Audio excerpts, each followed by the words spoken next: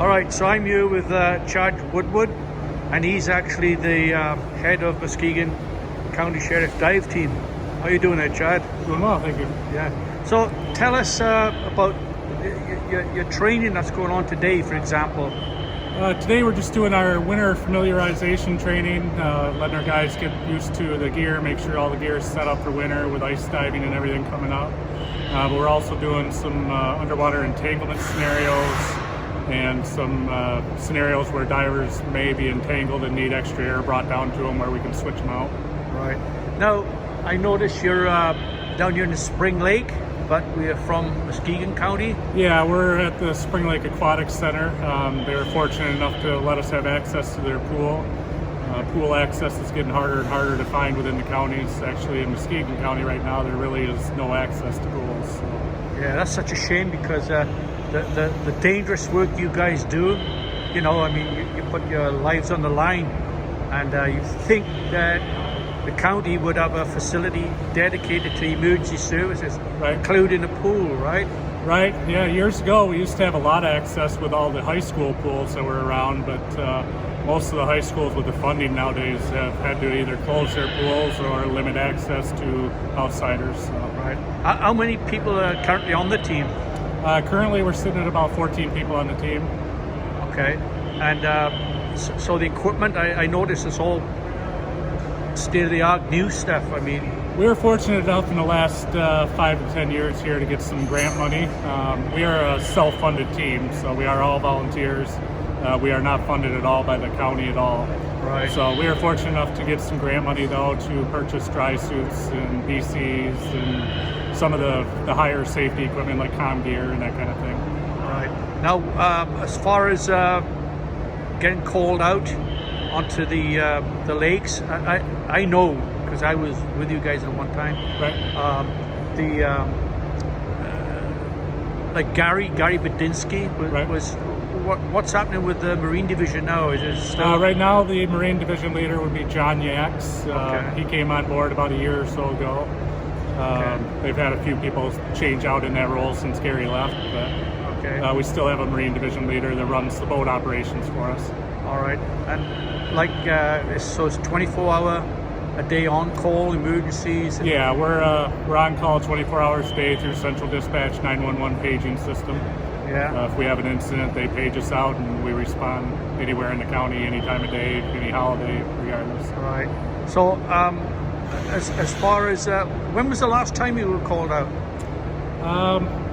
This year's been kind of a tricky year. Yeah. We did have a few drownings, but a few of those were during really bad inclement weather where we had to kind of wait out the weather patterns. So. Right.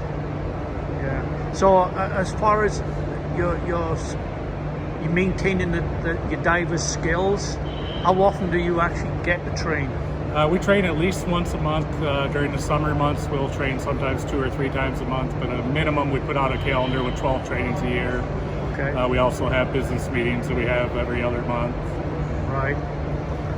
That's amazing. Now, I noticed you're doing some.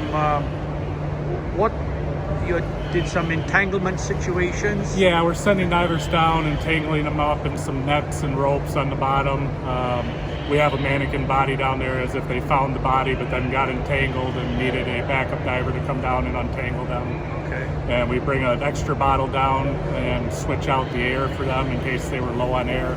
We would be able to bring bottles down to them forever if we needed to keep them alive. Oh, okay.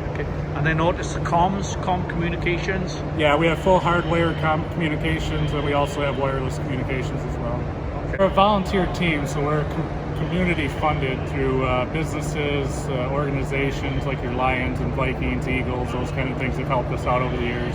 But we're always looking for funding. This this new environment we're in, it's really hard to get funding because people don't necessarily have the funds. But we're always looking for funding. If people want to donate, they can always go onto our Facebook page. We have the Muskegon County Sheriff Dive Team Facebook page. That'll direct them right to me, and then we do have our own individual tax ID numbers and that kind of thing. We're an independent organization. That's great. Now, if somebody volunteers or applies to join the team, when vacancies come up, how would they go about doing that? Again, they can reach out to me through our Facebook page is usually the easiest thing, and then I can send out an application. We're always looking for people that are interested in getting into the moving here and helping out. What's the minimum? Our minimum requirements are we have to have a regular scuba certification, advanced scuba, ice diving, and rescue diving as our minimum requirements, and then 50 dives minimum. Okay. And then, of course, they do the training. Yeah, then we do additional trainings of our own as well, and then there are other outsourced agencies that we use for training as well.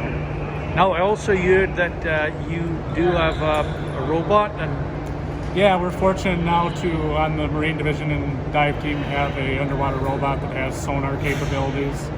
We also have a tow sonar that we can use on the boat to tow and map out bottom systems to help the body pick up. So some real high-tech stuff now. Yeah, we've come a long way in a lot of years here, so. That's good.